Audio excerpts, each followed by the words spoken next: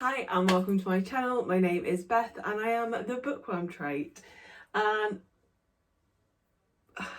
so in this video I am bringing you 10 releases from 2021 that I am highly anticipating and that I predict will be 5-star reads. Now this is my second time filming this video, so I apologise if my energy is a bit off.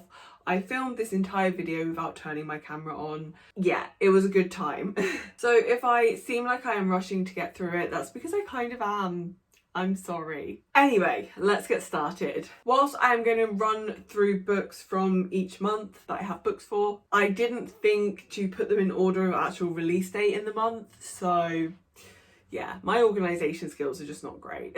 The first book that I have down for a January release is Tales of the Hinterland, which is the final instalment in the Hazelwood series. The Hazelwood series is about a girl whose grandmother is the author of some cult classic fairy tales. Following her grandmother's death, our main character Alice begins to realise there is slightly more to these fairy tales. Tales from the Hinterland is going to be that fairy tale collection, and I am so excited to read this. I love fairy tales. I love this series because it is very dark and whimsical at the same time, and I love fairy tales. So some brand new dark whimsical fairy tales sounds absolutely perfect. So the next book on the list is Remote Control. This is also a January release. And though I haven't written any of the authors' names down, I know that this is from the same author as Binti. Like Binti, this is an African-inspired sci-fi. However, I was never really interested in reading Binti because I believe that is actually set in space, and I prefer my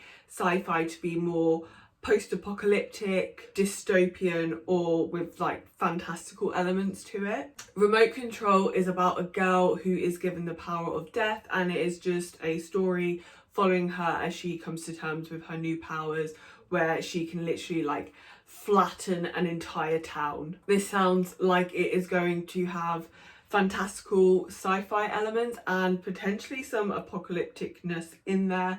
So I think this is going to be a really good fit for me, and I think I'm really going to enjoy this one. My next and final book that I am anticipating in January is Miss Death, Mrs. Death. No, it's not. It's Mrs. Death, Mrs. Death. Hopefully the book cover will make that a little bit more clear.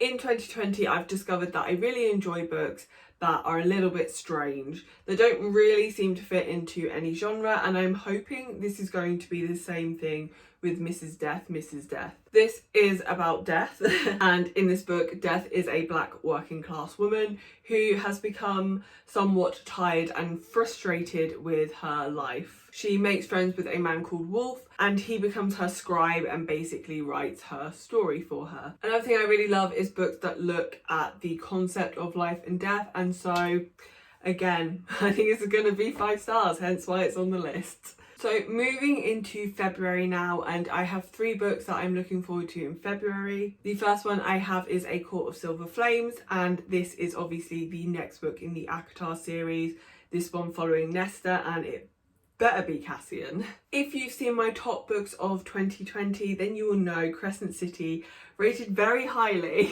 and it got me really excited to continue with this series. I really appreciate Sarah J Maas's writing. I'm not typically someone who loves fantasy romance. I feel like it's either too light on the romance or too light on the fantasy, but I feel like Sarah J Maas really gets a good balance. Nesta was one of my favourite characters in the ACOTAR series, and Cassian was also one of my favourite characters, so I am just really looking forward to this book. The only thing I'm not looking forward to is how ugly this book is. The next February release that I'm looking forward to is Plain Bad Heroines. This is a gothic horror with a female-female romance in it, which is just perfection. I also believe there are dark academia vibes in this book as well, which again, perfection. This book is set in multiple timelines, I believe, and follows some suspicious deaths at a boarding school. My only concern for this book is that I know wasps feature very heavily in the plotline,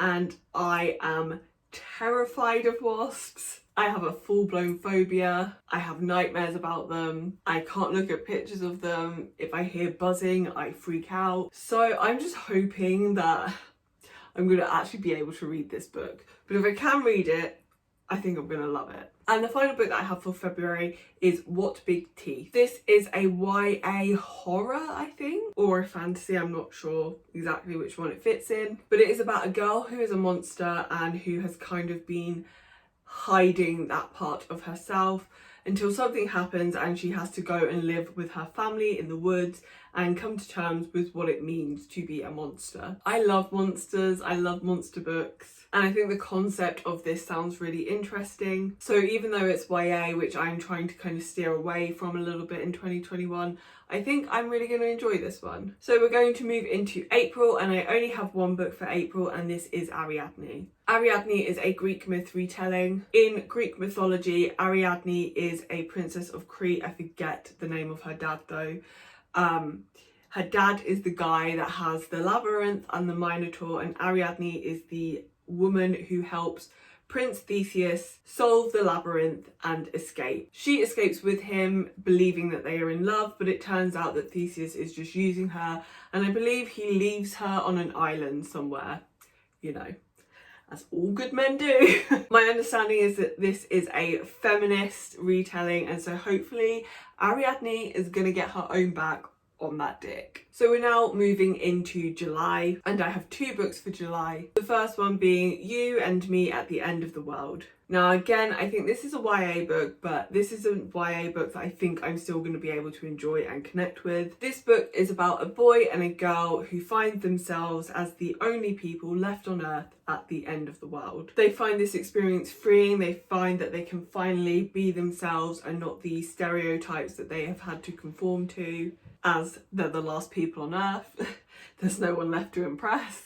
And the book is about them coming together and coming to accept one another whilst also trying to figure out what has happened. The next book I have is a new release from Grady Hendrix, and this book is called The Final Girls Support Group. There's not a lot of information about what this book is actually about, but I have already read Horror Store and My Best Friend's Exorcism by Grady Hendrix, and I really enjoyed both of those, and so I'm sure I'm going to enjoy the Final Girls Support Group as well. The only thing I know about this is it is about a support group for final girls who are the surviving girls from some kind of massacre or serial killer or that kind of thing. Based on what it is about and what his writing is about, I am assuming someone is going to be killing off the final girls. And the final book on my list is potentially the book that I am most anticipating in 2021. To give you some hints, this was on my most anticipated releases of 2020, but it got pushed back, and it's coming out in September. This is Empire of the Vampire by Jay Kristoff. Nevernight is one of my favourite series, and so I'm really looking forward to seeing what Jay Kristoff does next. Empire of the Vampire is a dark fantasy set in a world where vampires have taken over. We are following our main character, I don't know his name. We're following a guy who was part of this mission to stop vampires taking over, and I believe it has something to do with the Holy Grail, but he got caught killing the Vampire King and now he is in prison. Whilst Nevernight is one of my favourite series, I do have a bit of a love-hate relationship with it. There are some things in that book that I really don't like, and so I am hoping that Empire of the Vampire has all of the things that I love about Nevernight and none of the things that I didn't like about Nevernight, but we will see. So those are my top 10 books. I do have a couple of honourable mentions that I just want to run through quickly. Firstly, I'm really hoping that we get a new release for the Ninth House series and the Crescent City series. They are both rumoured to be released in 2021, but I am not going to get my hopes up because I have a feeling they will be pushed back to 2022. Katie Roberts, one of my favourite romance authors, is also releasing a new series in 2021, Neon Gods, and the first book in the series is going to be Hades and Persephone, and I don't know if this is going to take place in the same world that her Wicked Villains series was set in. I'm kind of hoping so, but either way I'm going to read it and I'm hopefully going to love it. Silvia Moreno Garcia, who wrote Mexican Gothic, also has a new release coming out in 2021. This is called Certain Dark Things and it is a vampire story. I really love vampire stories, so this is instantly appealing to me in the same way that Mexican Gothic was. However, I'm reading Mexican Gothic at the moment and I'm not loving it, so I'm not sure if this is a book that I'm going to want to pick up. I do also own Gods of Jade and Shadow, so I will see how I get on with both of those books, and based on that decide if I want to continue reading her work. And the final honourable mention I have is Darling by Kay Ancrum, and this is a dark YA Peter Pan retelling. Kay Ancrum is an author that I really want to try. However, I think I would like to start with her backlist before I read a new release from her. And so depending on if I've actually read any of her books by the time that Darling comes out will depend on whether I read this book in 2021 or not. But anyway, that is all from me. Thank you so much for watching this video. I hope you enjoyed it. If you made it this far, please leave me your favourite love heart emoji in the comments down below. Let me know if you're planning to read any of these books in 2021 or what your most anticipated release is. Please like this video and subscribe if you want to see more from me, and hopefully you'll come back and see me in another video soon. Bye!